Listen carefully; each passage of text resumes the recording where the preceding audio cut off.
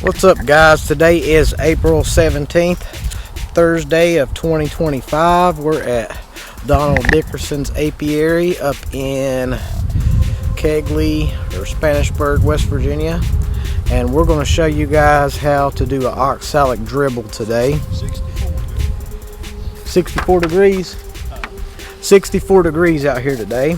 This is the oxalic gun that we use. You can get these at, I'm pretty sure you can get them at Tractor Supply.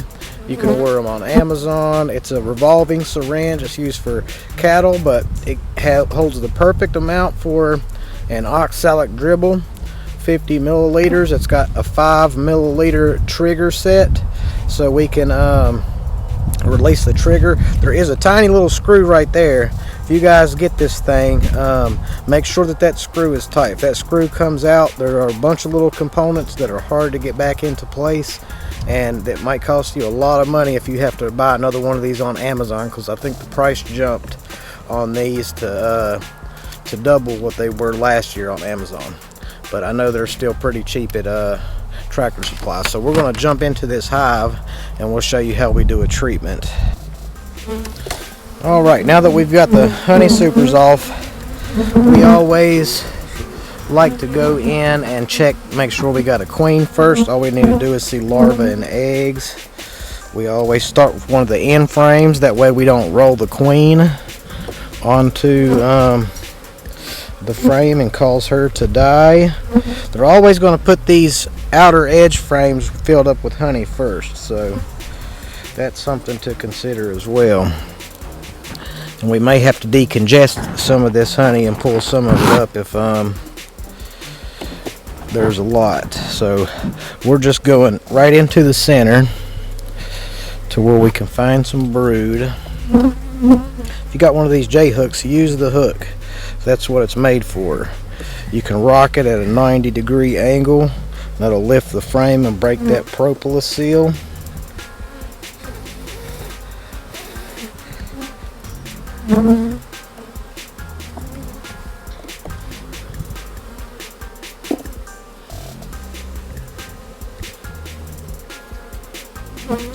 So that is all we need to see. There are eggs in these cells. I hope that the camera can pick up on it. I can see them. I'll just get a picture, try to get a picture. But we're just looking for eggs and larvae. You want to hold on to that one, Donald.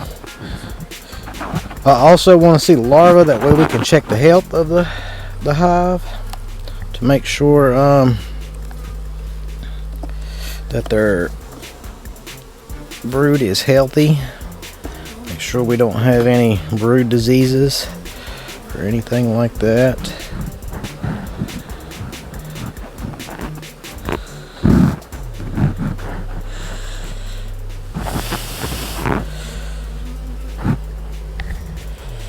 Can you guys see that pearly white larva down there? We've got all stages of brood.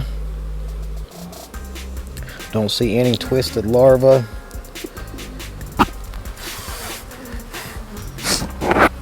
Right.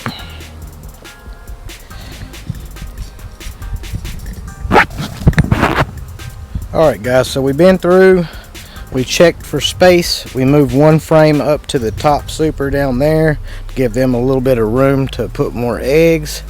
We've confirmed that we're queen right, that our brood is healthy. Now we're going to do the oxalic dribble. We rocked this box up. I showed you guys in the last video how we do that rock the box method. We check for swarm cells on the bottom, no swarm cells. So now we're going to dribble the brood. You're only going to dribble this over the brood frames. You want to get this directly on the bees, and it's as simple as that. Just drag and squirt.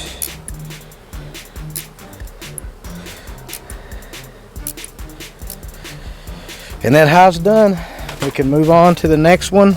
That's less than 10 minutes in here. We took some extra time to do some video stuff. The next ones will go a lot faster. That's all we're doing today. We might be doing some different stuff with these in the back where we're doing the separation, putting the queen excluders on, stuff like that, but that's it. I want to show you why this rock the box method is pretty reliant. If you can see right here, we have a queen cell. It's a swarm cell. Here's another one that is broken, and there are a few more. We have eggs and larvae, so there's a good sign the queen is still in here. We're going to go through and split this hive now.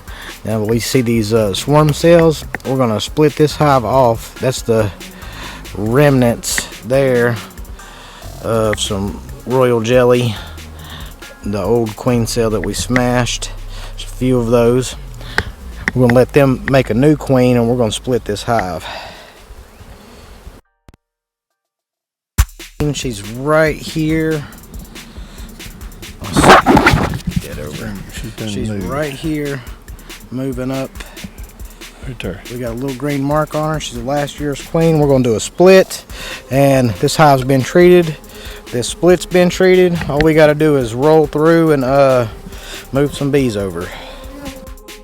All right, guys, check this out. We're out here doing bees, and this is a sign that your bees are swarming. And there's not a lot that we can do about this. We just have to wait for the bees to come all out into the air and land. They're pouring out all the holes, but these bees are actively swarming. We were doing this hive here, and I noticed the air was getting louder, and you can see the bees in the air.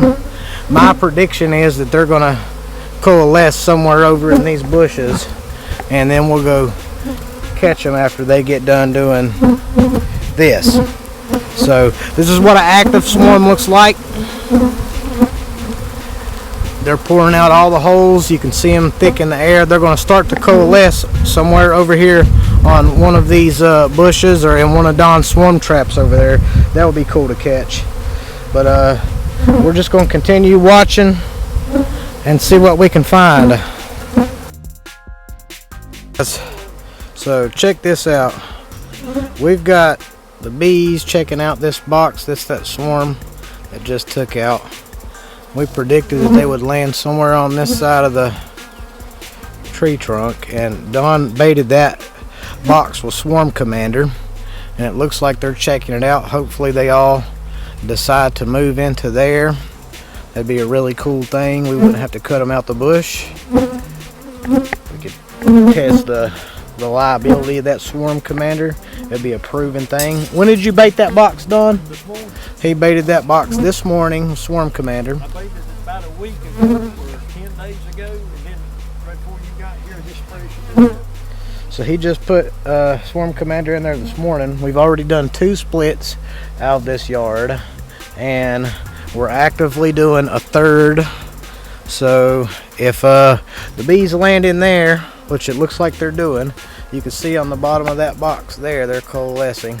So after they all get it figured out, that'll be a gain of 4 standing from where we are right now after we do this split. And then we still got 3 more to go through here, a couple back at the house.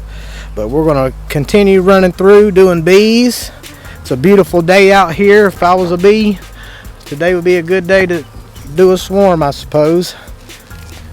Alright then, we're going to jump back in. Alright guys, it's been about 15 minutes. Those bees have settled down on this box right here. We're hoping that they decide to move inside of there. They did land on the box though, so it worked as planned. Hopefully they decide to move in, and that's where they'll stay. We're going to jump back in some bees. Alright guys, I'm going to wrap up this video for today unless we run into something else back at Don's house. But we went through this entire apiary. We did mite treatments. We did splits. We had a live swarm action. The bees right back there in the background. So this yard went from 11 hives to 17 today. We actively split 5 of them. And there was one that was swarming out while we were inspecting and treating for Varroa mites with oxalic acid tribbles. But how you feel about it, Don? Wonderful, wonderful. Great day. Thanks to the Lord. So we've got a few more hives to look at back at his house. We're going to try to get in there and get those done today. But you're not going to get it sitting on the couch. Get out there and do some bee work. We got a club meeting tonight we got to get to. So, all right, then, we're out.